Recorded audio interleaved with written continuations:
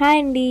మా ఏరియాలో ఇలా హైవేకి ఎదురుగుండా ఉండే ఫుట్పాత్ పైన వినాయక చవితికి సంబంధించిన పత్రి, అలాగే చిన్న చిన్న వినాయకుని విగ్రహాలు, అదే మనం పెట్టుకునే మట్టి విగ్రహాలు ఉంటాయి కదండి. సో అలాంటివి, పూలు, పళ్ళు అన్నీ కూడా ఆల్మోస్ట్ అన్నీ కూడా దొరికేస్తాయి.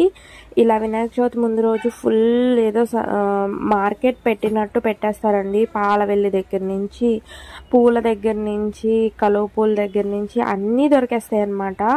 బట్ నైట్ టైమే ఆల్మోస్ట్ సోల్డ్ అవుట్ అయిపోయాయండి. మార్నింగ్ వెళ్తే అసలు సరిగ్గా దొరికేయే కాదు. బట్ ఇయర్ ఏంటో తెలీదు, సరిగ్గా సేలే అవ్వలేదు అనుకుంటా. వాన పడుతూ ఆగుతూ ఉండింది. అలానే కరెంట్ కూడా పోతూ వస్తూ ఉండింది. సో దానివల్ల కస్టమర్స్ పెద్దగా రాలేదనుకుంటా. మార్నింగ్ చూస్తేనేమో ఫుల్ వాన.